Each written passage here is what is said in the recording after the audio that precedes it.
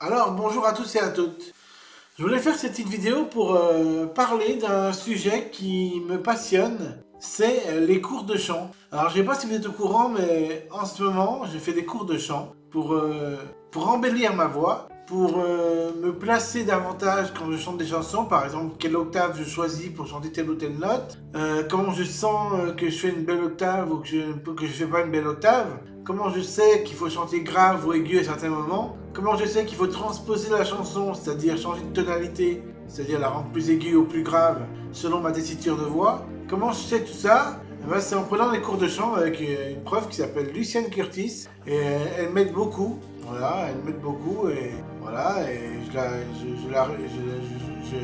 je paye les cours 45 € par semaine et ça fait déjà maintenant peut-être 2 ou 3 mois ou peut-être même 4 mois que je fais des cours avec elle. Donc on fait vite le calcul et voilà, ça coûte cher mais ça vaut peut-être le coup pour moi parce que j'ai appris plein de choses intéressantes, notamment comment faire justement pour poser sa voix de manière à ce qu'elle ne soit pas forcée. C'est-à-dire que quand je chante une chanson, au lieu que je force ma voix sur les aigus par exemple, ou sur les graves, eh ben, j'apprends à chanter de manière libérée pour que les notes soient les notes les plus convenables à chanter pour moi. Par exemple, si je vois qu'une chanson, par exemple, je sais pas moi, SOS intérieur en détresse, si je vois qu'elle est trop aiguë pour moi, eh bien je vais la descendre d'une tierce mineure, c'est-à-dire de 3 demi-tons. Et en la descendant de 3 demi-tons, j'arrive à me repérer plus facilement dans la chanson et j'arrive plus facilement à chanter les notes aiguës et du coup les notes graves. Et ce que je fais en fait, si je sens que la chanson est encore trop difficile à chanter, je peux encore descendre d'une tierce mineure, c'est-à-dire de 3 demi-tons. Ça fait donc 6 demi-tons en tout. Et là, la chanson devrait être normalement plus facilement chantable pour moi. Mais après, bien sûr, quand je vois que je fais une note aiguë et que la note aiguë est encore trop forte, eh bien, je peux la chanter à l'octave au-dessous. C'est comme ça que je fais intuitivement pour chanter une chanson.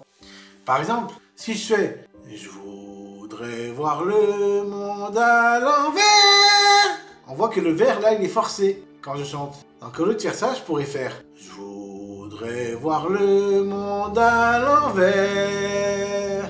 Je chante à l'octave au-dessous. Mais voilà.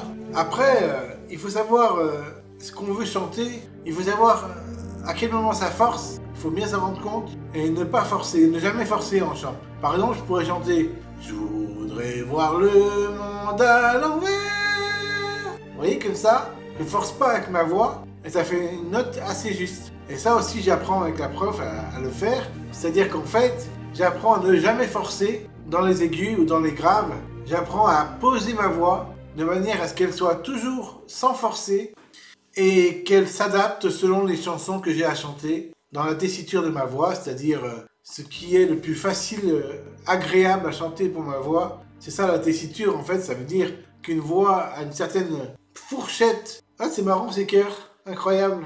A une certaine fourchette, et voyez-vous la fourchette en fait, c'est que par exemple si votre note ça va de Do numéro 3e octave à Do numéro 4e octave, ben dans ce cas-là, si vous chantez un Do à 2e octave, ça va forcer, ça va être dur à chanter la grave. Alors que si vous chantez un Do à la 5e octave, ça va être très dur à forcer le Do aigu. Mais si vous êtes entre Do 3 et Do 4, et vous chantez que les notes entre Do 3 et Do 4. En général, c'est jamais comme ça. En général, c'est plutôt La 3, Do, La 3, Mi 4. Vous voyez, c'est un peu plus qu'une octave en général la tessiture.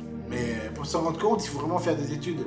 Moi, par exemple, je connais pas ma tessiture là. Je sais pas précisément dans quelle octave je me situe. Par contre, c'est complètement intuitif. C'est-à-dire qu'en fait, c'est complètement intuitif. C'est-à-dire que je ressens quand je chante que je peux pas atteindre certaines notes et que parfois je peux les atteindre. Et en faisant ça, eh ben, je peux me caler à l'octave, faire l'octave au-dessous ou l'octave au-dessus si j'arrive pas à chanter. Et dans ce cas-là, ça convient mieux à ma tessiture.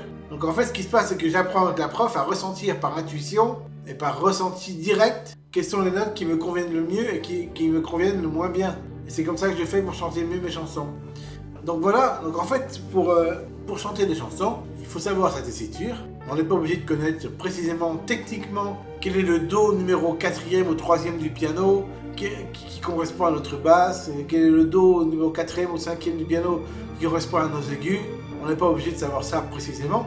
En fait, on le ressent intuitivement en chantant. Par exemple, en faisant des gammes avec le piano, on peut se rendre compte. Si on a un chef de chœur, par exemple, moi je suis dans une chorale, donc en plus des cours de chant, je suis dans une chorale.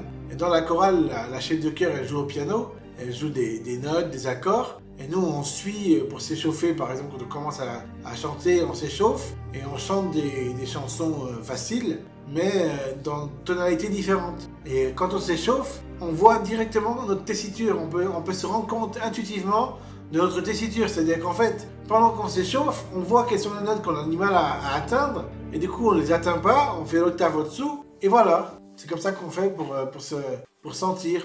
Et plus on fait d'échauffement comme ça, et qu'on regarde un peu notre tessiture sans forcer, en faisant les notes qui nous correspondent, plus on sait précisément, intuitivement, quelle est notre tessiture. Voilà. Et après, bien sûr, il suffirait d'avoir un piano, de regarder sur le piano quelles sont les notes qu'on arrive à atteindre en chantant. Et là, du coup, on pourrait savoir quel est le numéro de Do, par exemple le Do 3e, le Do 4e, dans lequel on est bien en grave, et le numéro de Do dans lequel on est bien en aigu. Mais ça peut aussi être un La, un Sol, un Fa, on ne sait pas. Ça peut être une note qui est un peu plus basse que le Do pour les basses et un peu plus haut que le Do pour les aigus. On ne peut pas savoir en fait. Donc, mais on peut savoir avec un piano, bien sûr, quelles sont les notes qu'on arrive facilement à atteindre et quelles sont les notes qu'on n'arrive pas facilement à atteindre. Et du coup, on pourrait savoir techniquement quel est le numérotième de Do qu'on arrive à atteindre et qu'on n'arrive pas à atteindre. Voilà. Et ça, c'est passionnant, hein. Mais on n'est pas obligé de connaître précisément notre Do numéro combien on arrive à faire la basse et quel est le Do numéro combien on arrive à faire les aigus.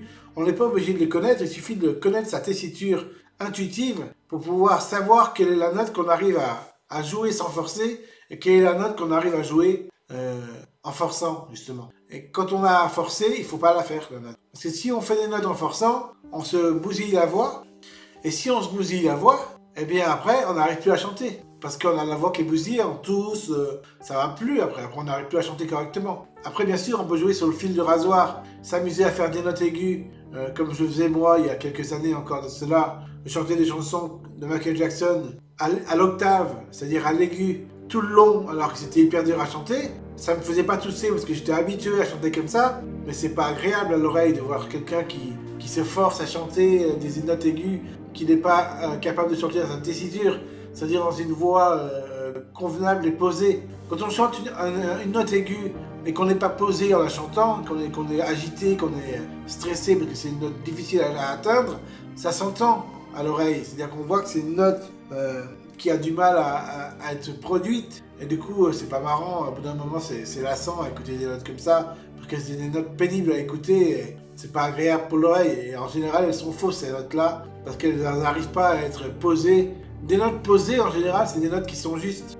Parce qu'on les place avec sa voix de manière posée, c'est-à-dire sans forcer. Une note posée sans forcer, en général, est plus juste qu'une note forcée et non posée. Voilà. J'espère que cette vidéo vous aura plu. Bye.